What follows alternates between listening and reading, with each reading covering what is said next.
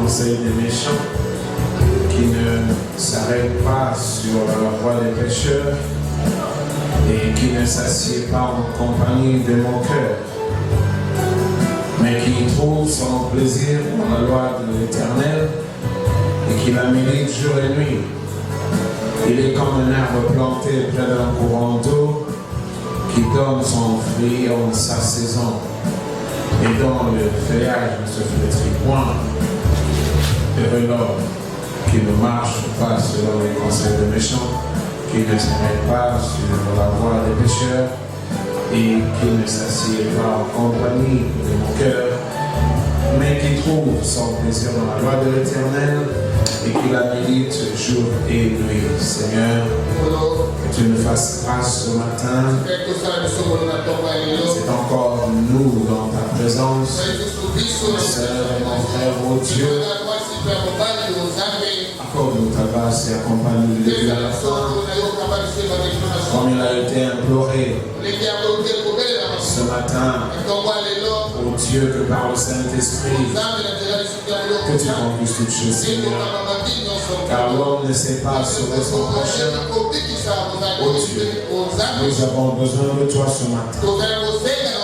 Quand quelqu'un aura son cœur affligé, appelé de problèmes, de frustrations, c'est toi le consolateur. Et quand quelqu'un se sentira faible physiquement ou malade dans son corps, Dieu, c'est toi le guérisseur. Seigneur, amène dans le lieu céleste pour Jésus-Christ. Nous voulons nous sentir bien. Nous sortirons d'ici. Chacun témoigne que notre Père, ta présence est au milieu de nous. C'est l'homme qui est écrit. C'est l'homme qui est écrit. Là où deux ou trois sont venus dans ta présence. À toi l'honneur et la gloire. À toi l'honneur et la gloire.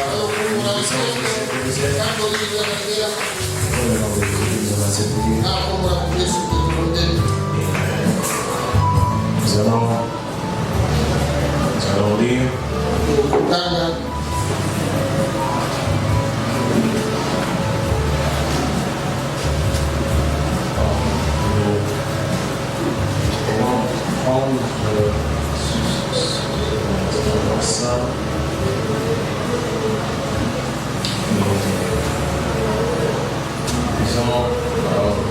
prenez 1 Corinthiens 15e.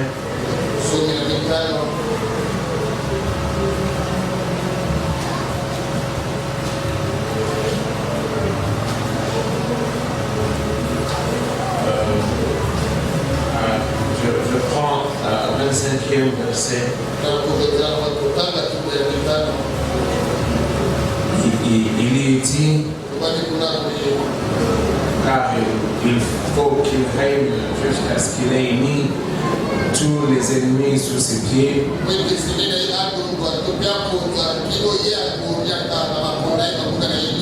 Le dernier ennemi qui sera détruit, c'est la mort. Le dernier ennemi qui sera détruit, c'est la mort. Que le Seigneur bénisse avec nous cette parole.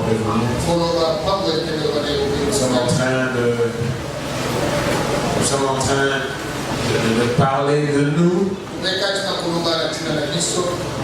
Nous qui sommes arrivés à la fin de temps. Et je crois que nous comprenons pourquoi nous sommes dans ce sujet important qui, en fait, nous positionne par rapport à la volonté de l'âge. Comme nous l'avons vu pendant la semaine, nous qui venons dans le message du temps de la fin, il nous faut comprendre le sens des choses. Sinon, nous allons louper le coche, comme on dit. Taper vraiment à côté. ayant espéré pour rien. C'est un peu comme on pouvait dire pour reconnaître Jésus-Christ. Il fallait être avec Jean-Baptiste. Et Jean-Baptiste disait à ce peuple, du moins ceux qui venaient l'écouter, comment il devait se comporter. Et il leur parlait du Messie qui devait venir. Et ce qui lui a été dit par rapport à ce Messie-là. Mais comme nous l'avons aussi vu, à l'époque de Jean-Baptiste, il y avait beaucoup de croyants, beaucoup. Comme nous l'avons vu pendant la semaine, ils étaient tous là, au temple, dans les synagogues et tout. Mais seulement la religion avait dévié. Leur religion a dû dévier. Parce qu'il y avait trop de mélange et consorts. Alors que la promesse du Messie arrivait à terme, il n'y avait rien sur terre qui pouvait le recevoir. Comme les mêmes, ils allaient au temple et tout ça. Mais ils n'étaient pas spirituellement préparés pour le recevoir. Voilà la raison qui a fait que Dieu a suscité Jean-Baptiste. Quand Jean-Baptiste a été suscité, il n'était pas allé voir le pape. Il n'était pas allé voir les évêques. Et encore moins les pasteurs. Non. Il a d'abord quitté la maison parentale. Encore petit. Et il s'est retrouvé quelque part là. Dans la brousse du Jourdain autour. On l'a cherché, on ne l'a pas trouvé. Et il était quelque part là, en train de grandir et grandir seul. Et c'est le prophète qui nous dit la raison aussi de ce déplacement. Il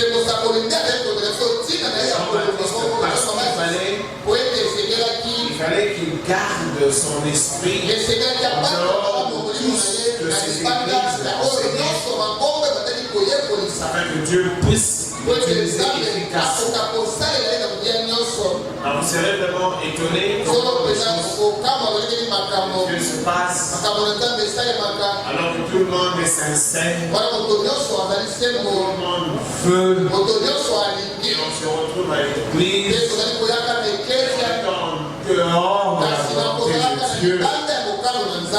Mais l'apparence, ça n'apparaît pas. Mais dans le fond, c'est comme ça fonctionne avec Dieu. Et au cours de la semaine, ce qui a déjà été, parce que bon, Élie vient lors de la première venue du Seigneur Jésus-Christ pour lui préparer le chemin. Mais il se trouve aussi que le Fils de l'homme devait venir encore une seconde fois. Et pour cette fois-là aussi, Élie est programmé de venir pour lui préparer le chemin. Seulement toi et moi, nous n'étions pas à l'époque de Jean-Baptiste. Sinon, si toi et moi nous étions là-bas, on ne serait pas retrouvés dans les synagogues ou dans les temples. On se retrouverait plutôt autour de Jean-Baptiste là-bas. Exactement comme ce soir. Dans ce temps du soir, nous nous retrouvons autour de ce ministère d'Élie. Ministère qui vient pour proclamer la seconde venue. Et je crois aussi, pendant la semaine, on a essayé d'expliquer encore une fois le langage de Dieu par rapport à l'exécution ou à l'exercice de ces deux ministères. Se trouve dans, je crois, Malachie 3. Et le deuxième se trouve dans Malachie 4. Mais Élie de Malachie 3, il vient avec la première. Et Élie de Malachie 4, il vient pour annoncer la seconde venue. Et nous avons aussi, nous l'avons encore une fois dit, que quand l'ange annonçait la venue de Jean-Baptiste, le ministère qu'il devait avoir, il a raison de ce ministère. Il avait ramené le cœur de père aux enfants. Il avait préparé pour Dieu un peuple disposé. Pourquoi il était à l'écart. Et ceux qui devaient l'écouter devaient quitter la grande religion et aller dans la brousse. Parce que la volonté de Dieu à ce moment-là n'était pas au temple. C'était pas dans les synagogues. C'était fini. Mais généralement, on ne s'en rend pas compte. Voyons comment Jésus a échangé avec la femme au puits. Elle lui dit, c'est que de nous ici avec Jacob sur cette montagne, connectons avec notre Dieu. Vous n'avez pas voulu, il faut aller au temple. C'était fini. Et pour le temple, et pour la montagne des enfants. Et qui le savait? Et à Jésus de dire à la dame, en fait, l'heure vient. Le Père sera un type d'adorateur. Ça sera ni ici, ça sera ni au temple. Mais or, quand vous prenez cette déclaration de Jésus, de manière ordinaire, ça n'a pas de sens. Comment peut-il dire ça? Parce qu'en fait, prophétiquement, il est question de prophétie, c'est-à-dire le mouvement constant de la volonté de Dieu sur la terre. Qui avançait n'était plus dans la religion de et puis nous avons comparé le langage que l'ange a utilisé de ce côté. Donc il lui préparera un peuple disposé. Il devait être préparé pour le recevoir.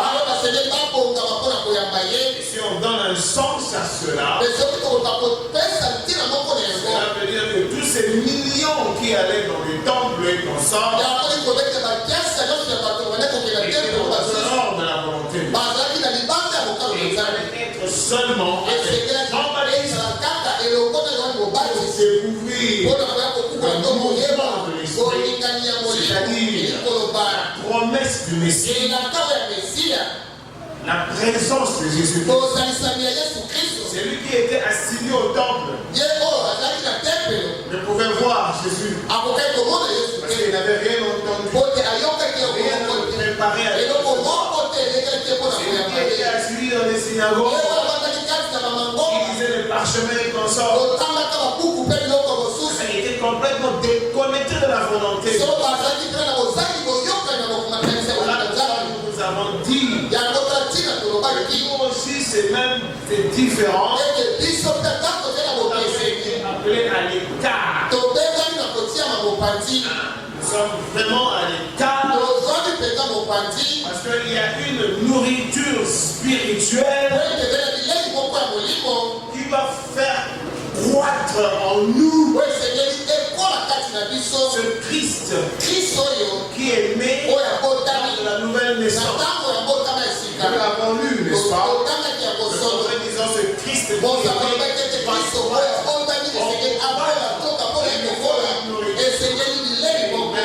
Vous ne le ferez pas grandir dans la théologie et le méthodisme. Ce Christ aujourd'hui. Quand les gens disent Jésus nous a sauvés de ce quel Jésus? Quel Jésus?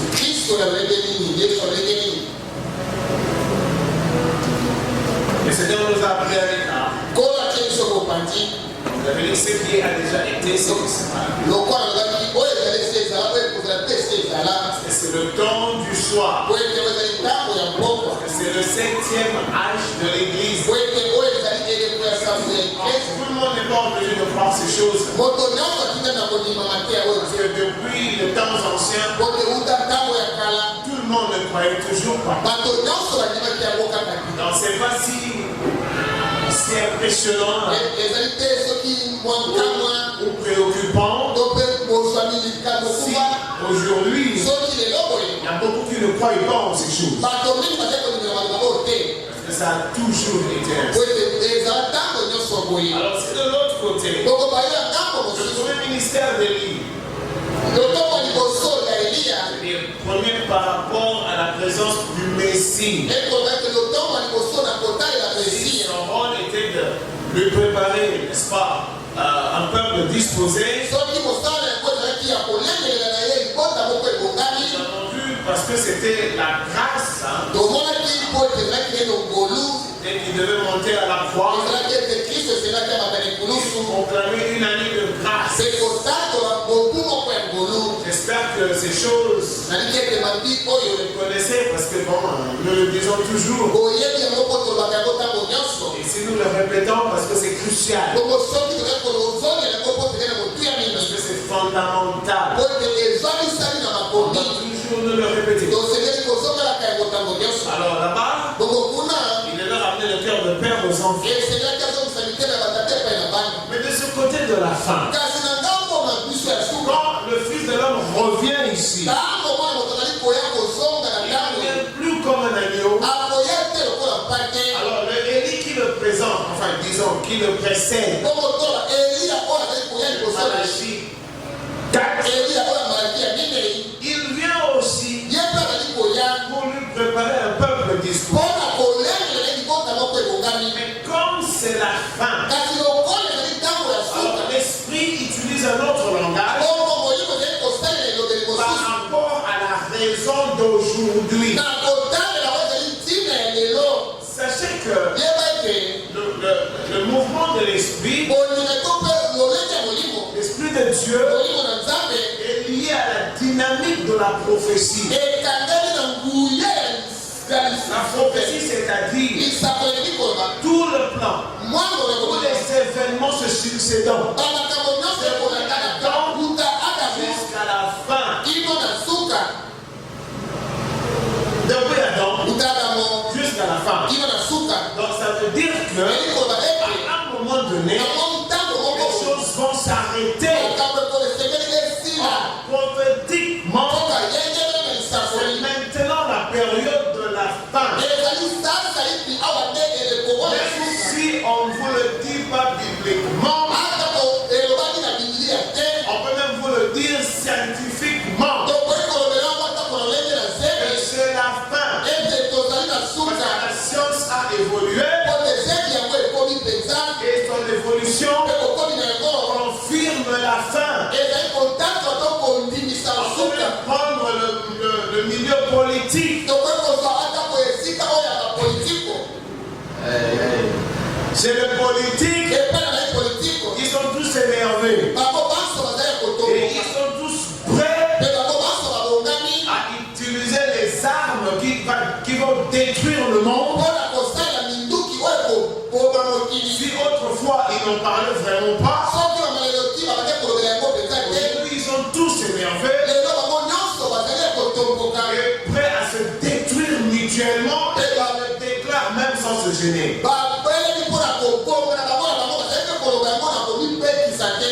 Nous vous le répétons toujours. La différence du message du temps de la fin, c'est l'enseignement. Parce que la révélation vient par le moyen de l'enseignement. C'est-à-dire dans l'enseignement, on vous révèle et les méthodes et les volontés de Dieu. Alors c'est dans l'enseignement que le Saint-Esprit révèle dans le cœur les choses qui sont effectivement. Nous allons toujours vous répéter. Nous qui sommes dans le message du temps de la fin. Nous ne sommes pas comme les restes du monde. Nous sommes différents. Il y a une nourriture spirituelle l'âge est arrivé où l'individu croyant doit s'identifier pleinement à Christ. Je vous ai lu ici que le dernier ennemi sera détruit, c'est la mort. Vous posez la question, pourquoi la Bible le dit? Que le tout dernier ennemi qui sera détruit, c'est la mort. Parce que le premier, c'est la mort. Quand Dieu s'est séparé de l'homme, la malédiction de la séparation s'exprime par la mort. L'homme n'était pas un mourant. Bon, je sais que nous aimons beaucoup la vie. Même quand la parole de Dieu décourage, nous dit le contraire.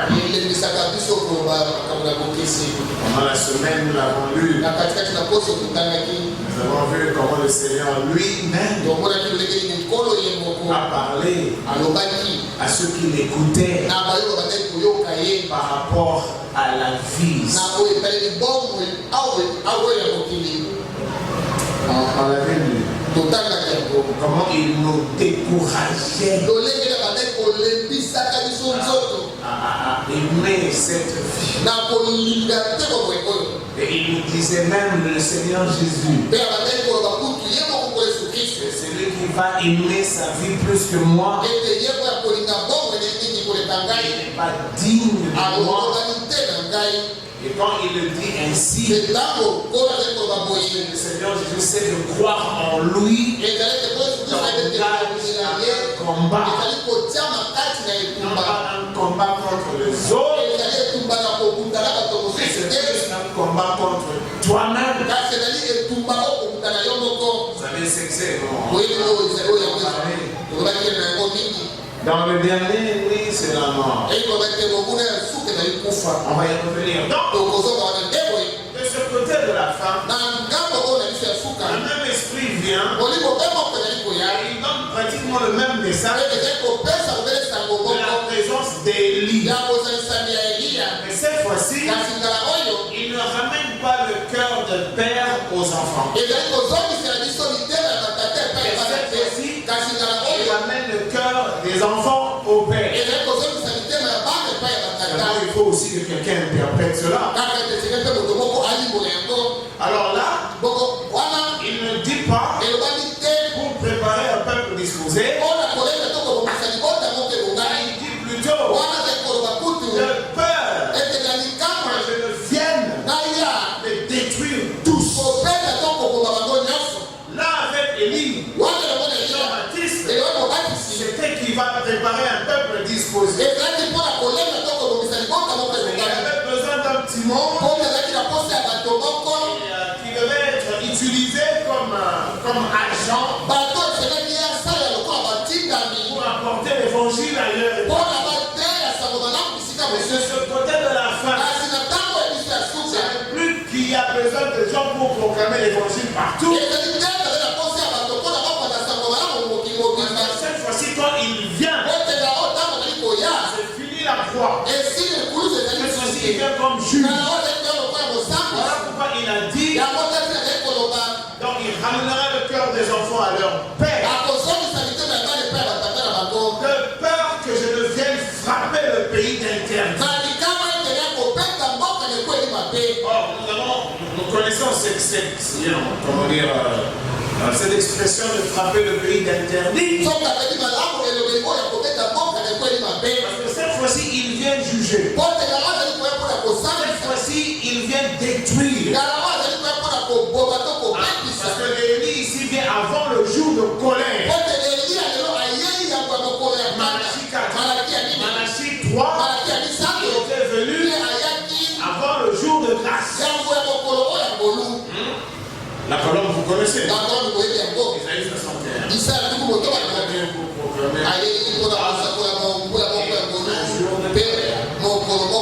La colombe, vous connaissez ça. Dans les tous saints. Et moi, je suis dit, quand on lui a dit, il a vaincu. Il a vu la première phase de la victoire du lion. Il a vu la nuit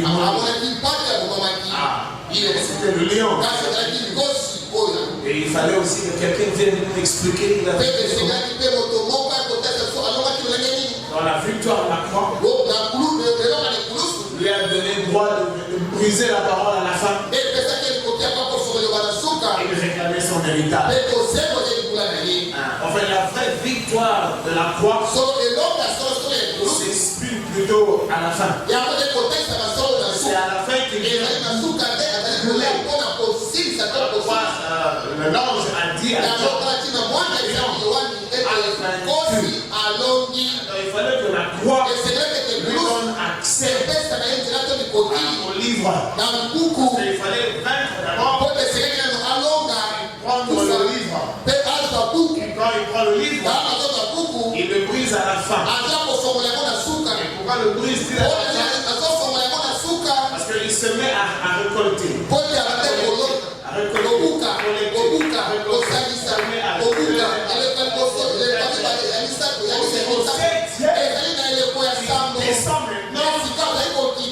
Ouvrir la parole et dire les vérités que personne n'a entendu. Voilà. Il vient cette fois-ci comme juge. Et il vient cette fois-ci pour détruire. Alors de peur qu'il ne détruise tout le monde. Parce que ici à la fin, c'est pas possible que Dieu se retrouve dans les églises. Parce que toutes ces églises, par rapport à la révélation, elles sont en dehors de la volonté de Dieu. Ce n'est pas compliqué. Si on est branché, Dieu n'a pas créé l'église luthérienne. Ce sont des hommes qui l'ont créé. Après Luther, Luther était un mouvement spirituel. Et c'est passé. Et un autre mouvement, Wesley, il est venu avec un autre message. Il n'a pas créé le méthodisme comme une dénomination. Ce sont ceux qui sont restés, qui se sont organisés. Alors que Dieu est parti de la justification, de la sanctification. Il avait en vue plus haut, plus grand. Quand il a suscité Luther, il avait en vue plus haut, plus grand. Voilà pourquoi quelques temps après, il a suscité un autre mouvement. Dans les Luther, devaient s'engouffrer dans le Wesley. Voilà pourquoi le prophète dit que ce sont des loges organisées par eux-mêmes. Ce n'est vraiment pas une église. Et après, il suscite spirituellement par la dynamique prophétique. Wesley, il sort quand il parle, quand la génération passe.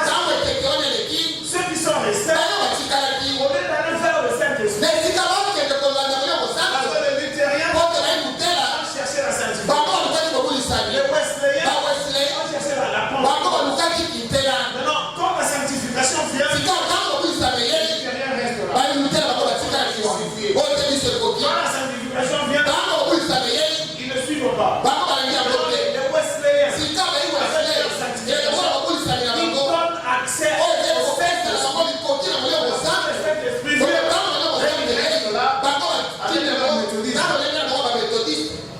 Et les pentecôtistes, ils devaient comprendre qu'après le baptême du Saint-Esprit, vient l'adoption.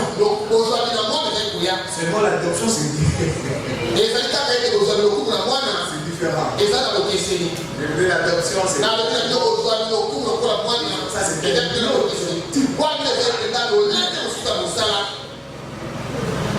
voilà pourquoi Luther était un messager saint.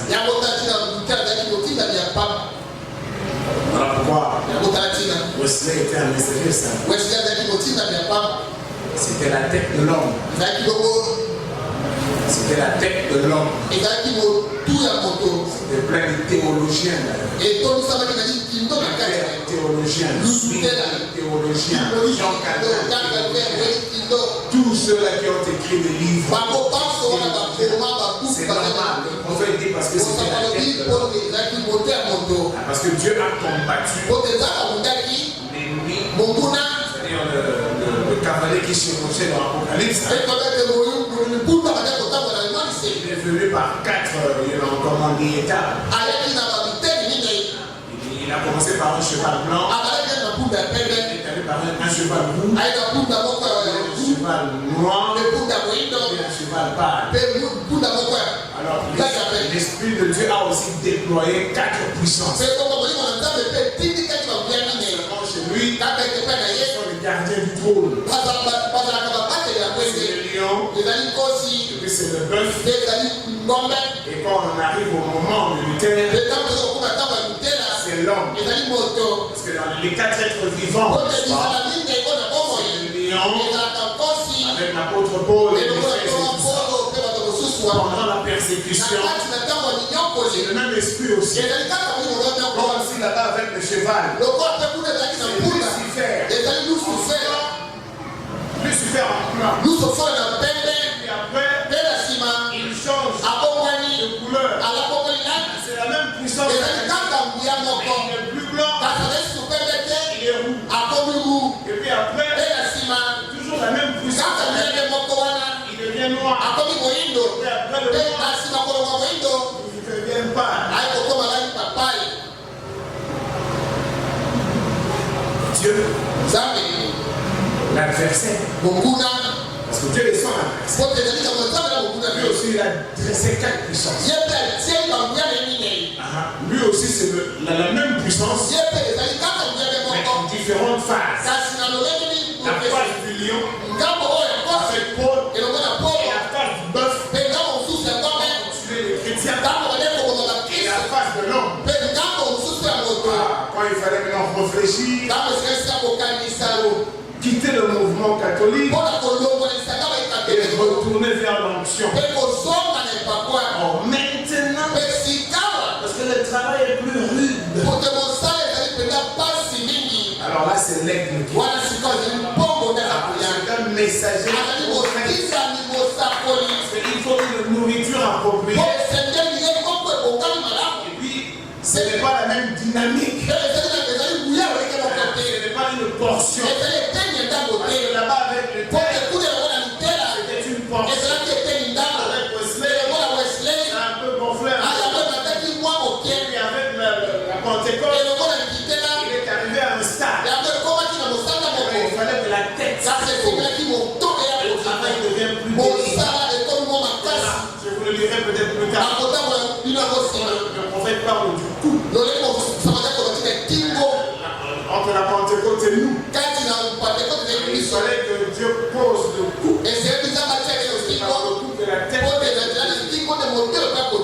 Parce que l'évangile en fait construit un corps. C'est le corps de Christ. Alors ici à la fin, pour l'adoption, il descend pleinement. Ce n'est plus une portion. C'est la plénitude de la parole.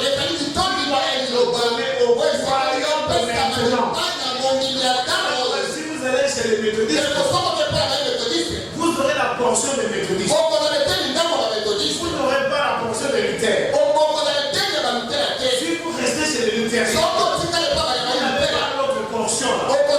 Si vous n'êtes que pentecôtiste, arriverez-vous à l'adoption. Il faut aller faire la plénitude.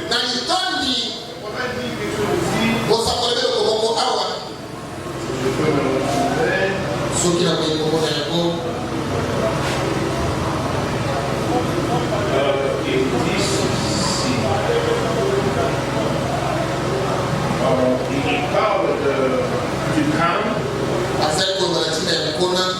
que nous sommes devenus, mais seulement il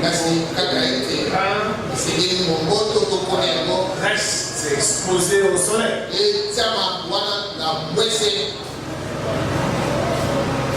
Le grain. Le grain qui apparaît à la fin ici.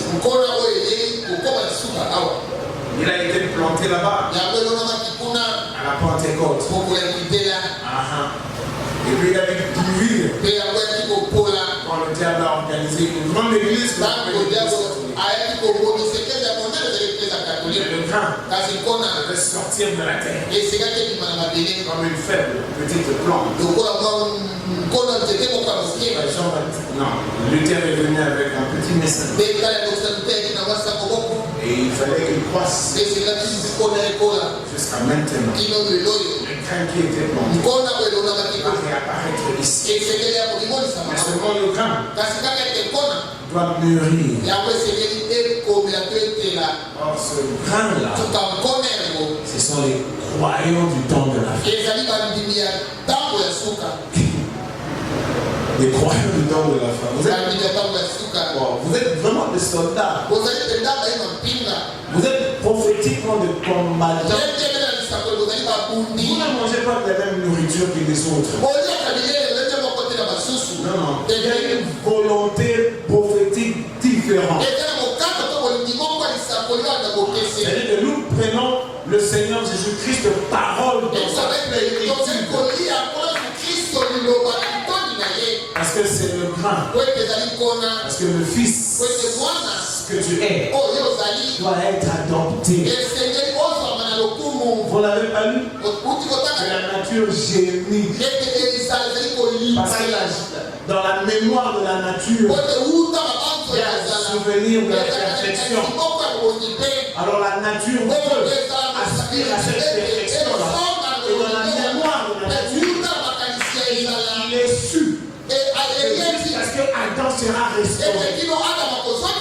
Mais maintenant, Adam est restauré comment? Par vous qui croyez à la fin. La mort, l'élément final à être détruit. En fait, c'est vous qui allez le détruire.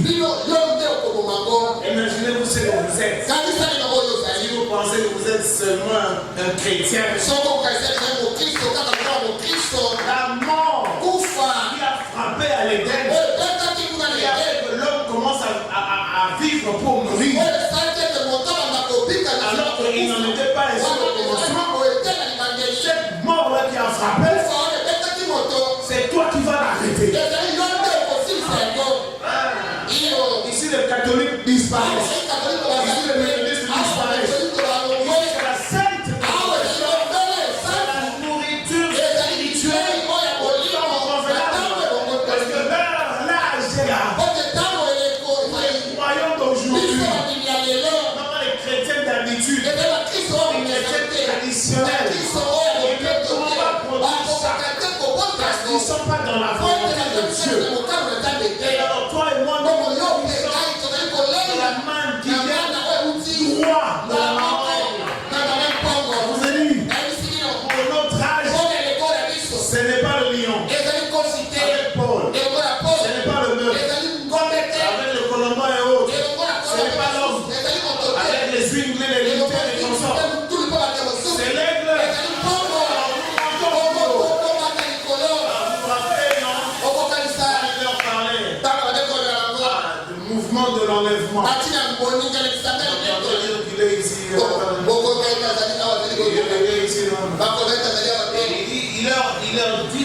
manière, on lui a posé la question. Parce que le un qui sera ici, le un qui sera là,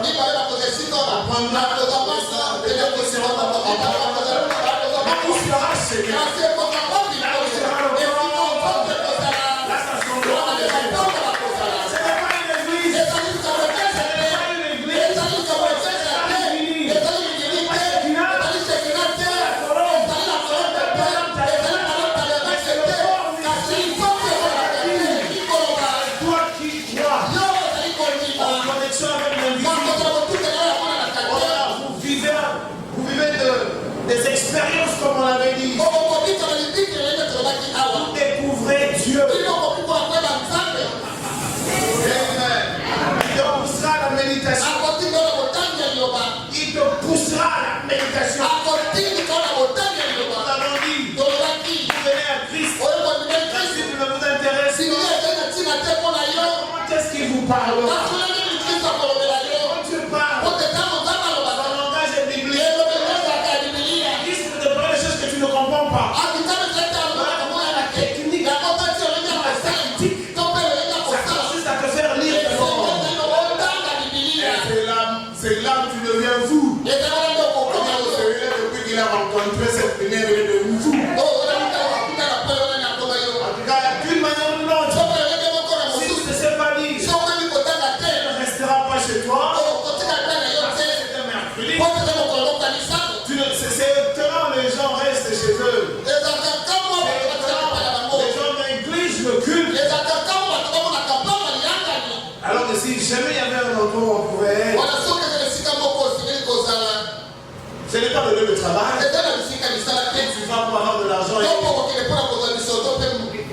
ton estomac. Et la nourriture de l'estomac, ils périront. Donc en fait, le vrai endroit où vous devez être, c'est là où 2 ou 3 sont réunis. C'est là où le corps, la chambre de terre. Mais ils ne sont pas là, les aides. Nous disons, le Seigneur sait. Ça c'est 2 ou 3. Le Seigneur connaît toutes choses. Il n'a pas dit là où 500 ou 1100.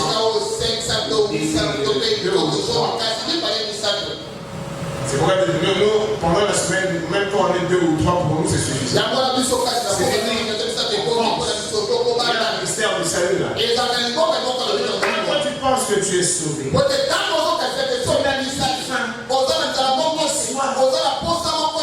de Dieu, et quand tu auras faim et soif, oh là là, tu désireras le moment où on est ensemble. Tu désireras venir adorer. Je vous ai entendu adorer tout à l'heure. Après l'adoration, écouter la parole de Dieu. Parce qu'en écoutant, tu apprends. Mais seulement tu n'apprends pas pour être stérile. Tu écoutes. Dieu te parlera. T'orientera. Et il est écrit. Et la foi vient de la prédication. Mais comment vous pouvez rester là? Pour notre âge, c'est l'aigle. Parce qu'il faut monter très haut. Il faut monter là où sera le corps. Parce que c'est à la fin que Christ vient boucler sa démarche. Et vous savez, ça se justifie, non? Parce qu'il te faut toi une foi puissante qui vaincra la mort. C'est-à-dire, c'est ta foi qui va entraîner ce corps mortel à l'immortalité.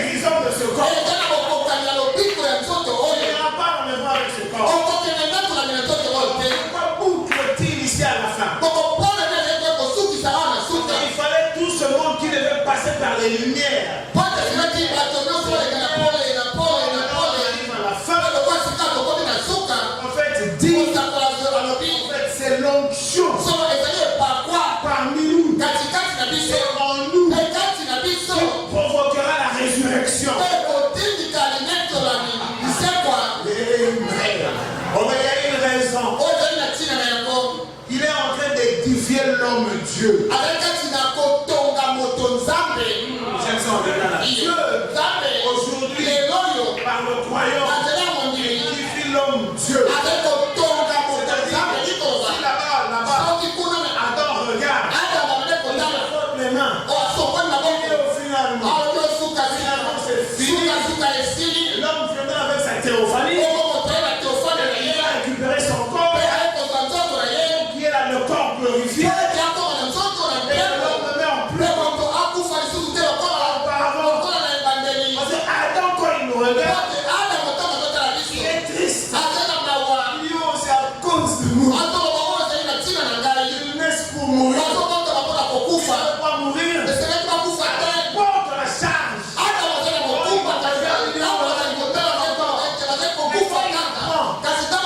C'est la fin. Le dernier ennemi va être anéanti. C'est l'heure de l'adoption. C'est l'heure de la manifestation du Fils. L'évangile, c'est l'homme Malachie.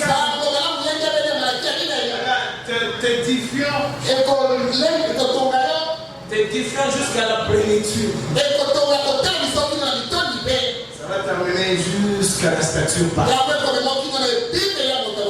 Et c'est à ce niveau-là que cette foi puissante qui viendra par une révélation qui fera que on ne sait pas.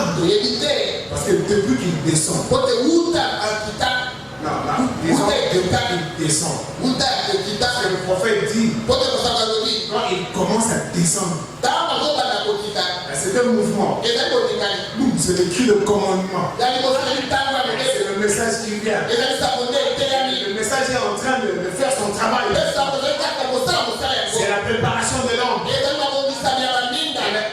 Et la lampe, c'est toi. Mais toi, parce que le Saint va vivre en toi.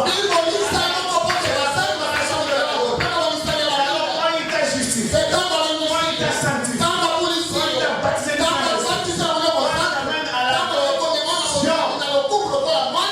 c'est la fin. Tu atteins le sommet. L'heure est arrivée pour que les choses s'arrêtent. Et c'est toi. Alors maintenant, il commence à descendre. Bon, je l'ai dit comme lui. Il dit quand il commence à descendre, c'est le cri de commandement que nous entendons. Ce n'est pas tout le monde qui entend le cri. Parce que dans la basse-cour, il y a les glands. C'est les glands. De n'importe quelle basse-cour, tu te trouves. La basse-cour méthodiste, la basse-cour catholique, la basse-cour musulman. Tu entends le cri de commandement. Quand tu vas monter, tu vas laisser le poussin continuer à monter. Quand tu ne manges pas les grains,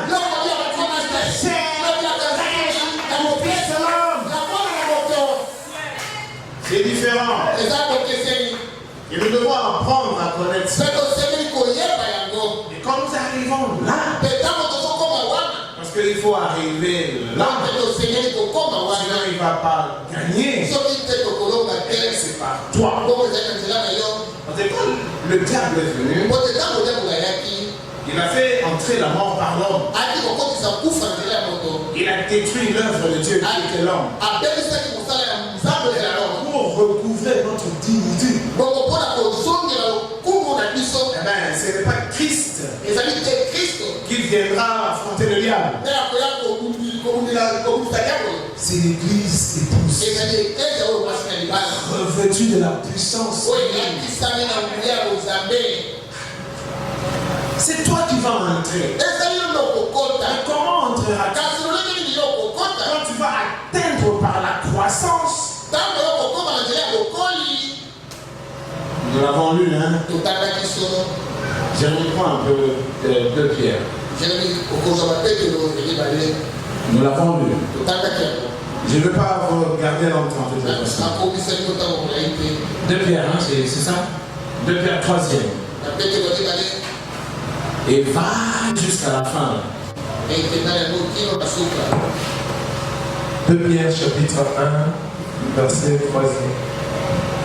À partir du 3e verset, la Bible dit: quand sa divine puissance nous a donné tout ce qui contribue à la vie et à la piété, au moyen de la connaissance de celui qui nous a appelés,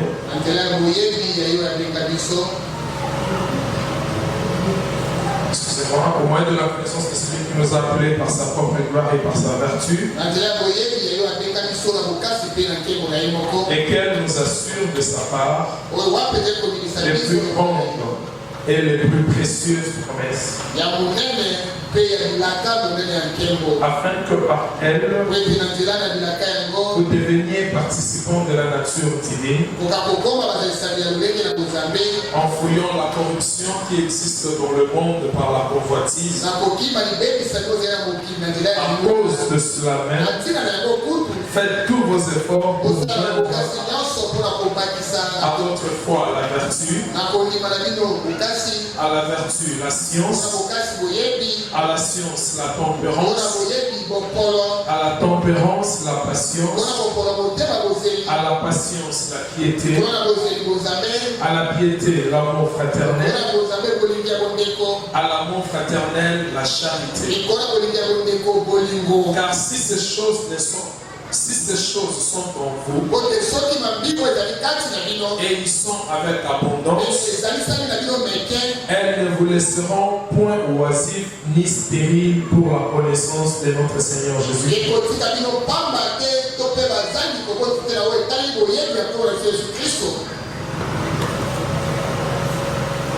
Mais celui en qui ces choses ne sont point est aveugle. Il ne voit pas de loin et il a mis en oubli la purification de ses anciens péchés. C'est pourquoi, frère, appliquez-vous d'autant plus à affermir votre vocation et votre élection. Car en faisant cela, vous ne broncherez jamais.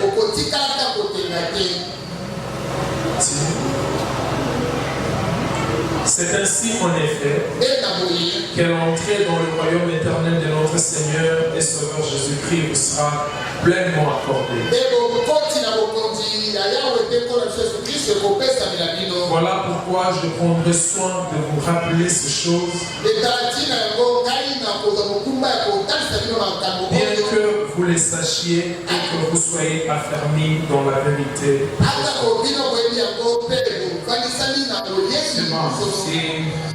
Non, je sais, on nous dit le fois quand on lit les gens dorment. Mais celui qui dort, c'est celui qui n'est pas éveillé par l'esprit. Donc si vous dormez parce qu'on lit la parole de Dieu, donc pitié pour toi. C'est tout ce qu'on peut dire. La parole de Dieu, écoutez,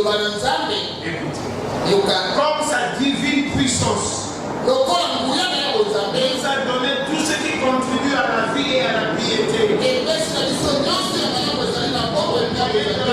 Connaissance. La connaissance, c'est l'enseignement. Je vais insister parce que souvent on me fait beaucoup de reproches parce que je ne suis pas très évangélique. Très évangélique, je suis un peu trop enseignant. Mais vous savez, vous avez plutôt besoin de l'enseignement. Parce que l'évangélique est un peu plus bas là-bas. Je vous ai vu le prophète. Le message, c'est le couronnement de tout ce qui a précédé. Je sais que vous avez beaucoup de preuves.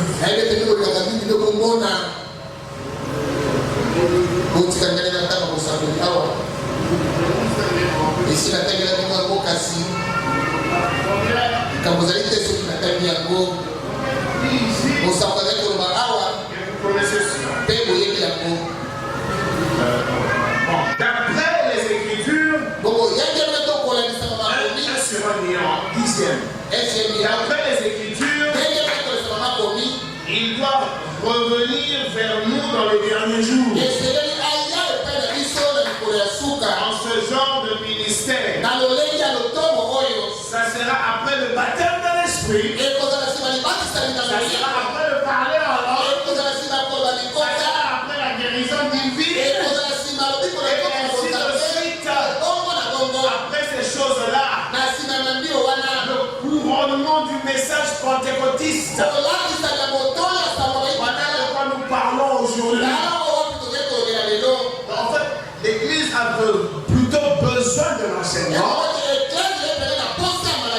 Et qu'on ne vous trompe pas, la puissance n'est pas dans l'évangélique. La puissance est dans l'enseignement. Oh, dans l'évangélique, il y a la puissance. Mais la puissance qui transforme le problème, vous devez être enseigné du message de la foi. Et c'est la puissance dans l'enseignement qui va s'individualiser, qui va se personnaliser. Je vais vous dire, la puissance évangélique, vous n'avez besoin qu'on vous impose les mains. La puissance de l'enseignement vous dira que c'est vous-même. Alléluia, qui prononcerez la parole pour vous. Alors oubliez ces choses. C'est parce qu'on me dit souvent, on appelle enseigner. Mais la chose qui nous concerne, c'est dans l'enseignement. Parce que là, tu sauras d'où tu viens. Là, tu sauras qui est Jésus. Qui toi tu es par rapport à Jésus. Et tu connaîtras ce que tu fais maintenant. Et tu te connaîtras. Or, en te connaissant dans l'enseignement, c'est qui tu découvres. Quand tu te connais, c'est la plénitude de Jésus. Je vous dis à ce moment-là, ce n'est pas un évangéliste qui viendra t'imposer les mains. Je vous dis qu'à ce moment-là, tu sauras que la puissance est en toi. Et tu as le plein droit de te sauver toi. Tu as le plein droit de gronder un démon qui t'attaque. Et il obéira. Parce que tu le feras par la relation. La foi selon le Seigneur. Ce n'est pas moi qui le dis, c'est le prophète. Il dit que dans l'enseignement, il y a la puissance de Christ. Cette puissance qui vient entrer pleinement en toi. J'ai lu une histoire. En rentrant dans Pierre. On n'a pas le choix, on peut m'enseigner. Comme sa divine puissance nous a donné tout ce qui contribue à la vie et à la vie. Au moyen de la connaissance. C'est celui qui nous a appelés par sa propre gloire. Lesquels nous assurent les plus grandes et les plus précieuses promesses. Allez, on va arriver aux promesses. Afin que par elles, les promesses, participant de la nature divine, en fuyant la corruption qui existe dans le monde, par la convoitise, la connaissance de celui qui nous a appelés. Amen. La Bible dit, à cause de cela même, le travail commence. Et je pense que nous avons assez lu au courant des 2 semaines. Le travail commence. C'est là où on avait dit qu'on doit se jauger pour voir si on est dans le bon. Tu viens adorer ici. Tu viens prier à Dieu ici. Qu'est-ce que tu entends? Qu'est-ce que tu comprends? Quelqu'un voudra qu'on puisse peut-être l'aider un peu à l'écart. Parce que c'est lui qui va louper le coche ici. Il nous a dit qu'il sera sévèrement jugé. Parce que Christ, lumière est venue. Et tu l'as négligé. Parce que tu n'avais rien à voir avec. Tu viens, tu remplis un banc. Tu te mets dans la chaise. Mais tu es prophétiquement prophétiquement improductif.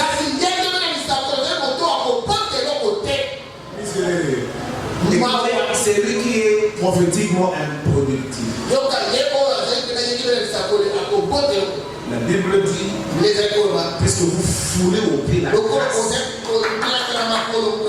la grâce s'exprime par la puissance. La grâce exprime la puissance.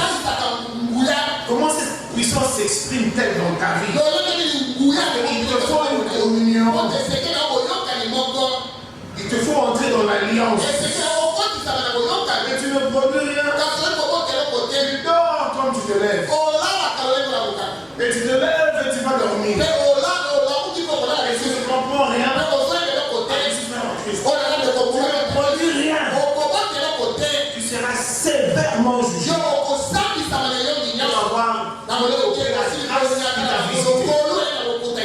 Donc ça sera pas vide de sens.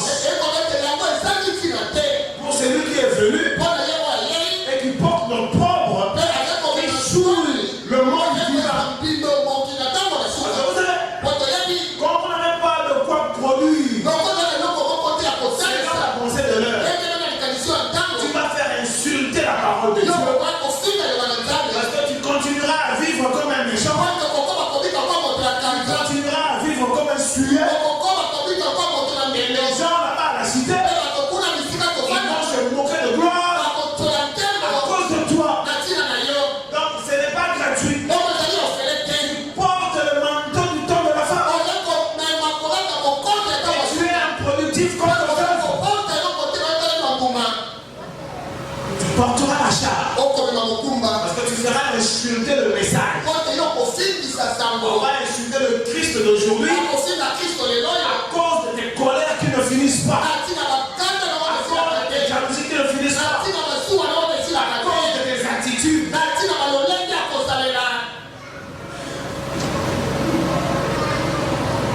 La Bible dit, je poursuis la lecture et je vais m'arrêter. À cause de cela même, faites des efforts pour joindre. C'est une construction. Pour joindre à la foi la vertu. Et à la vertu la connaissance. Et à la connaissance la tempérance.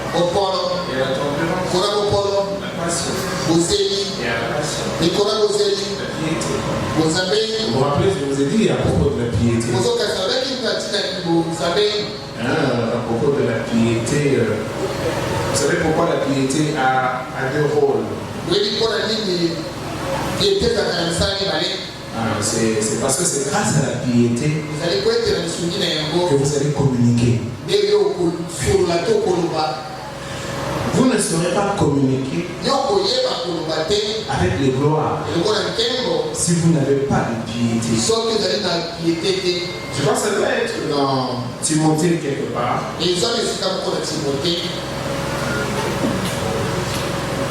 Ça doit être dans Timothée.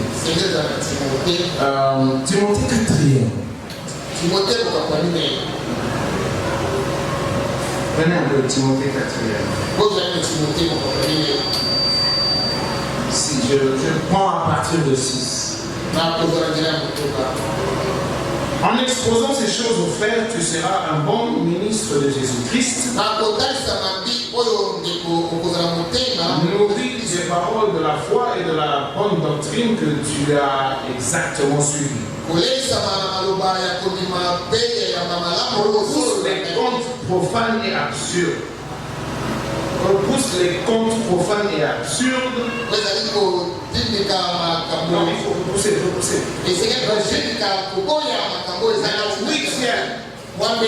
Exerce-toi la piété. Car l'exercice corporel est utile pour peu de choses. Tandis que la piété est utile à tout. Ayant la promesse de la vie présente et celle qui est à venir. La piété. Parce que c'est quand tu en as atteint là, c'est-à-dire quand tu arrives à la piété, c'est fini, on arrive à l'amour. Tu arrives à l'amour et à la charité. Si la Bible dit ici que la piété est utile à tout, ayant la promesse de la vie présente,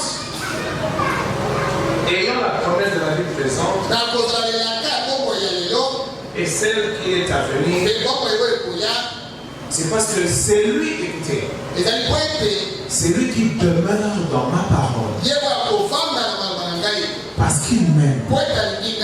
Demeurer dans la parole, ça veut dire se soumettre à la parole. C'est celui-là qui a le droit à la connexion. La piété, c'est celui qui est totalement consacré. Il est débordant de maîtrise de soi. Il est débordant de patience. Il est débordant de tempérance. Il est débordant de connaissance. C'est celui-là qui parlera directement. Parce qu'il a sa conscience libre. Parce qu'il y a beaucoup de choses que nous ne ferons pas. Quand nous avons ces qualités spirituelles, il y a beaucoup de choses que nous ne ferons pas. Ça va nous garder droit devant le Seigneur et dans sa présence. Parce que par la piété, tu es assuré de ta tempérance. La tempérance, ce n'est pas seulement par rapport à la colère. La tempérance, c'est aussi à la maîtrise de ce corps. Vous savez, ce corps a beaucoup de péchés. Celui qui n'est pas tempérant, il pêche. Et la tempérance, c'est aussi la suivre et passer. Celui qui a la tempérance a la maîtrise de soi. Il a la patience. Il n'insulte pas les gens. Il ne se met pas en colère contre les gens. Cogite ou mijote les choses mauvaises contre les gens. Parce qu'il a la patience. Avec la piété, tu as demeuré dans sa parole. Et la foi fonctionnant en toi, quand tu parleras au Père, c'est comme le prophète explique. Votre tuyauterie n'a pas de bouchage. Votre tuyauterie n'a pas de bouchage. Il n'y a pas d'endroit où c'est obstrué. Alors le prophète dit, la connexion avec Dieu, une sorte de tuyauterie là, qui est ta conscience. Ta conscience est sûre. Il n'y a rien de Dieu en toi. Alors tu douteras. Et qu'est-ce qui fait que tu douteras? Parce qu'il n'y a rien de Dieu en toi. Le voleur c'est toi. Tricheur c'est toi. Impunique c'est toi.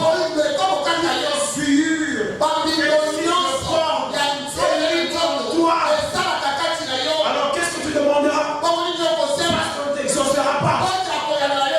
Tu es souillé. Quand il ne t'exauce pas, tu ne produis pas. Enfin, quand on dit ça, tu ne produis pas. C'est-à-dire que tu ne grandis pas. Tu as eu un besoin. Tu l'as invoqué. Et il t'a répondu dans des circonstances. Mais quel plaisir!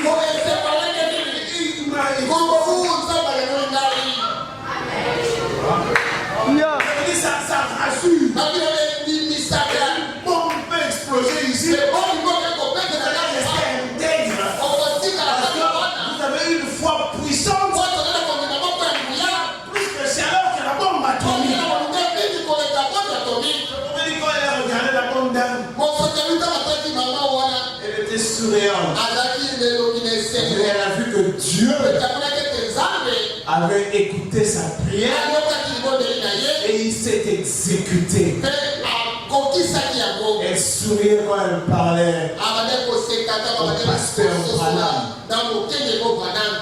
Ceux qui ont vu Dieu faire des choses dans la vie, ça fait croître même l'amour.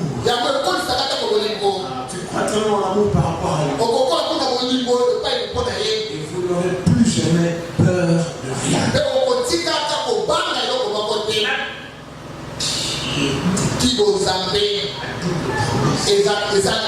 Celle de la vie ici. C'est-à-dire dans ta pied, tu seras sûr que je l'invoque et Jésus-Christ a dit, c'est lui qui demande. Celui-là demandera et il sera exaucé. J'arrête. Bon, vous avez lu avec moi.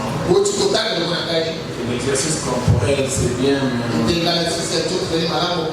On a vu comment Jésus était strict. Oh oui, je veux bien, mais laisse mon père aller enterrer mon père. Mais toi, tu es vivant. Qu'est-ce que tu as à voir avec un mort? Laisse-le-moi enterrer. Le langage était simple. Laisse-moi aller dire au revoir. Au revoir à qui? Le monde a été créé par Dieu. Mais le monde, à une certaine dimension, n'apparaît pas devant Dieu.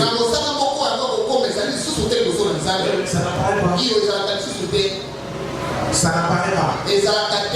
Or, celui qui apparaît, c'est celui qui est en Christ. Alors, tu vas aller dire au revoir à qui? Il a dit celui qui met la main dans la charrue que je regarde derrière.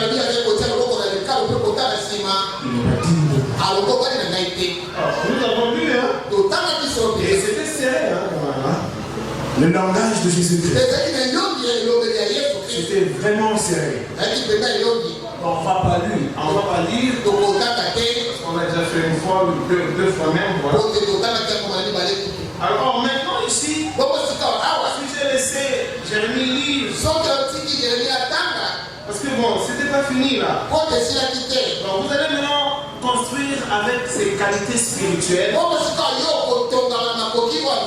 arriver jusqu'à la charité. Car si ces choses sont en vous, ils sont avec abondance. Voilà. Là aussi, il y a quoi à manger. Ça doit être avec abondance. Avec abondance. Tu as eu une expérience, tu vas en avoir une autre. Tu as eu une autre. Cette expérience, ça va crescendo, ça va augmentant en abondance. On n'a peut-être pas le temps. Nous ne serons point oisifs ni stériles pour la connaissance. Mais celui en qui ces choses ne sont point,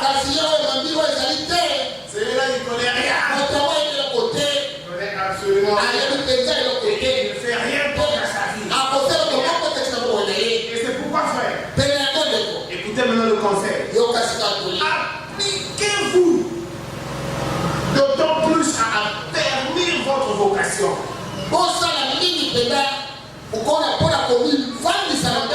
Appliquez-vous, mettez-vous à votre travail à affermir votre vocation et votre élection. Faites attention le grain. Nous avons toujours dit ici, tu peux être un grain chétif. Ah oui. Ou tu peux être un grain, mais tu ne t'exposes pas suffisamment à la parole de soleil. On t'a amené aux eaux de baptême. Au nom de Jésus-Christ. Tu es venu à la vie. Te voilà justifié. Tu crois que tu es sauvé. Tu deviens négligent. Tu es grand. Mais tu vas sécher. Le prophète dit, si le Père et le Fils et le Saint-Esprit ils sont un et d'accord, mais la justification, la sanctification, le baptême du Saint-Esprit, c'est pas d'accord, dans le sens où tu peux être justifié, sanctifié. Tu peux être sanctifié sans arriver au baptême du Saint-Esprit. Tu peux avoir le baptême du Saint-Esprit.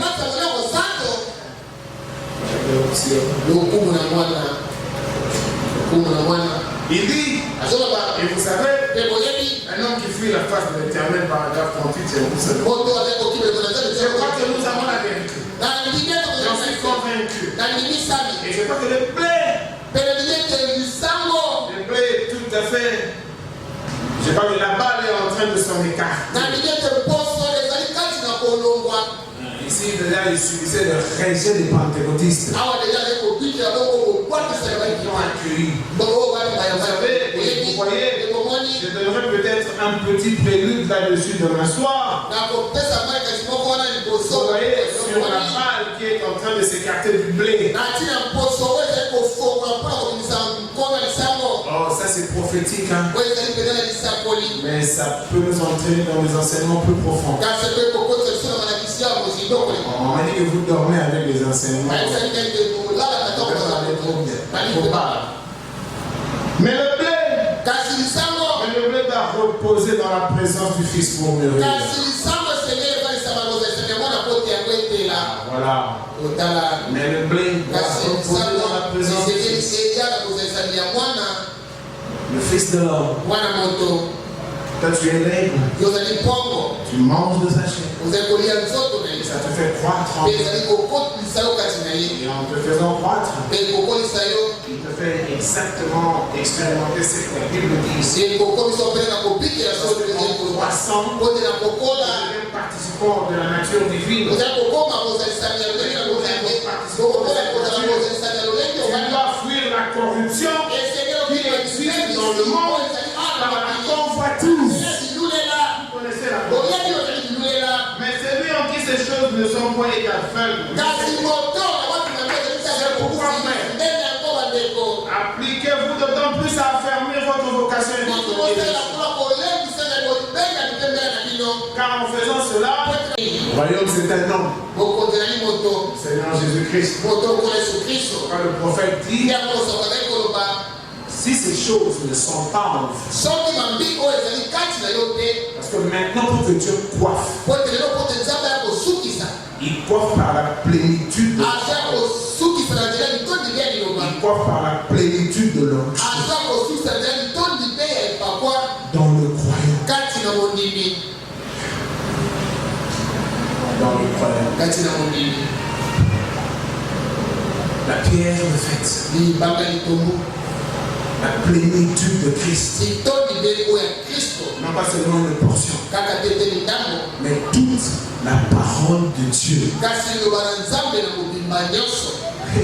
C'est vrai que les abonnés de la parole de Dieu, ils savent pas le pays d'église. C'est en rapport avec nos envies, nos coutumes, contre la parole de Dieu. La parole de Dieu dit ceci. Tu es coincé. Il te faut vivre. Tu la brises.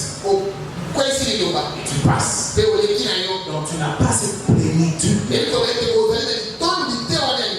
parole de Dieu te dit, quand tu as gaffé, voilà comment tu dois repartir.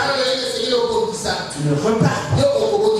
Tu gardes c'est-à-dire ta faute. Parce que tu as honte, tu as peur de confesser. Et pendant la semaine, on a dit comment est-ce que le prophète, quel type de confession pour l'épouse. L'épouse, quand tu as fauté, c'est pas à Dieu que tu vas. Quand tu as fauté, c'est par rapport à celui à qui tu as fait subir la chose que tu vas aller t'humilier. Frère, pardonne-moi. J'avais piqué ces $20 sur la poche quand tu dormais. Quand tu as piqué un $20, tu pars. Je saisis mon retour. Ne va pas vers Dieu. Tu n'as pas piqué le $20 de Dieu. Tu as piqué le $20 de ton frère. Tu vas aller vers et tu vas confesser. C'est le même votre confession. j'ai pris le 20, pardonnez-moi. J'ai volé. Maintenant, dis-le. Bon, ça, je donne comme exemple. Il y a beaucoup de gaffes que nous gardons en nous. C'est contre la parole de Dieu. La plénitude de la parole. Tu as quitté ton mari. Tu resteras comme ça. Tu veux un autre mari. La plénitude de la parole. Retourne à celui-là. Mais qui commencera à avoir des fourmis dans la tête. J'ai des fourmis. Parce qu'il y a un Jacques qui est passé. Ton Paul, tu n'en veux plus. C'est-à-dire que tu retourneras à Paul. Pendant ça fait 12 ans. La Bible dit, tu retourneras à Paul. Mais qui est prêt à le faire? Brise la parole. Habillez-vous d'une certaine façon. Vous vous habillez façon. Parce que vous voulez séduire. Vous savez, il y a des gens qui... Je ne sais pas pourquoi ça se passe comme ça. Ils s'habillent de manière à séduire. Et ils s'arrangent vraiment pour que ça passe. Mais si une ribambelle d'hommes t'ont regardé parce que tu étais habillé très mal, même s'ils ne t'ont pas touché, Jésus-Christ a dit, il a regardé, il a convoité, il est adultère. Moi j'ai pitié du monde. Il se moque de Jésus et de ses principes. Il a été dit, il faut prendre un couteau pour tuer, pour devenir criminel. Celui qui a seulement pensé, il est criminel. Vous avez entendu dire que c'est lui qui moi. Le moi là, c'est le souverain en fait. C'est celui-là. C'est lui en fait. Il vous a été dit. Mais bon, on s'en fiche, on s'habille comme on veut.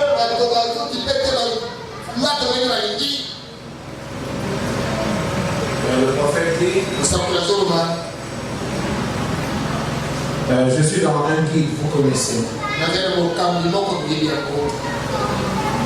Deuxième paragraphe. Voyez le fruit. Vous ne pourriez pas porter du fruit à moins d'avoir en vous ces choses qui les produisent. Il parle de ses vertus ici. Il dit que, et maintenant souvenez-vous, le Saint-Esprit, je vais m'arrêter. Le Saint-Esprit ne peut pas coiffer le bâtiment de Dieu, c'est-à-dire toi, tant que ces choses-là ne sont pas agissantes par l'Esprit. Quand il n'y a pas de vertu en toi, quand il n'y a pas la foi en toi, quand il n'y a pas la tempérance en toi, etc.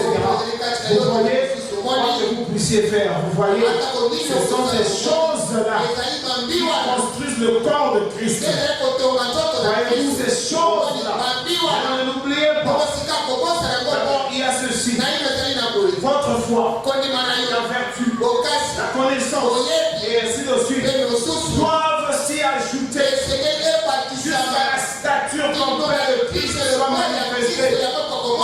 Et alors, le Saint-Esprit descend et la scène pour former un seul corps. Ces choses doivent être là.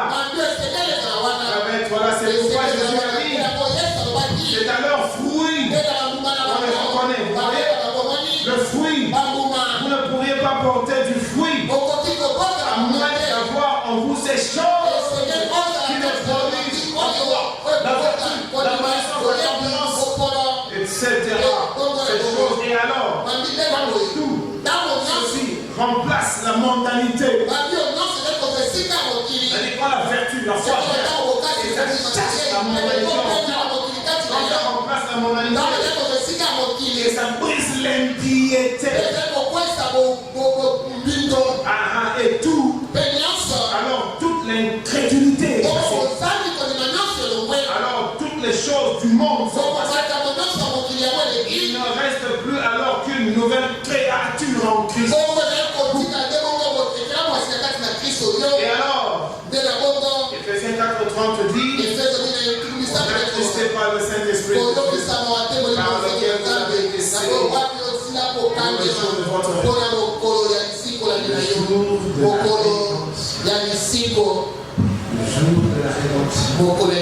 scellés dans le royaume. N'oubliez pas ça. Devenez bien cela. Il faut d'abord ces vertus. Ensuite le serment. C'est le Saint-Esprit. La coiffe qui nous sert dans le corps. Il dit ici plus loin, dans l'ordination d'un ministre. Et vous souvenez-vous de la leçon de ce matin? Ces vertus doivent être là-dedans. Afin que la prière de fait ne se pose dessus. Oh, vous pourriez crier, vous pourriez chanter, vous pourriez parler en langue, vous pourriez prier pour un malade, et danser.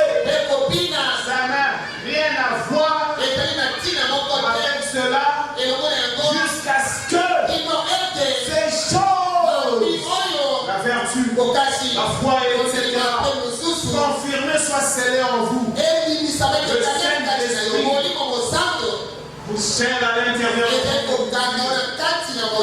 Et vous devenez un fils et une fille. Le dernier adversaire a été détruit, ce sera la mort. Qu'est-ce que c'est que cette mort? C'est que nous allons essayer de voir. Qu'est-ce que c'est que cette mort? Pourquoi il nous a été dit quand en ce jour, quand la mortalité sera engloutie dans l'immortalité. Et chacun criera. Oh mort, ça est fini de toi. Oh mort, la mort, c'est toi qui vas la détruire. Mais il faut de la nourriture. C'est aujourd'hui. Pour ta victoire. Parce que là, tout est terminé. Et vous partez. Ceux qui vont rester ici, ils vont rester encore dans leur corps. Mais là, tu vas revenir au moment de la sembiance des choses. Ton corps mortel, avec une théophanie, ça sera symbiosé. Et ça donnera le corps glorieux. C'est ce corps-là qui partira et ne mourra plus jamais.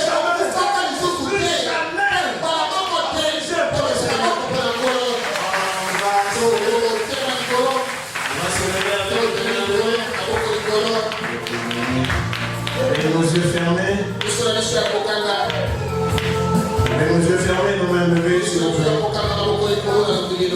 en sa présence.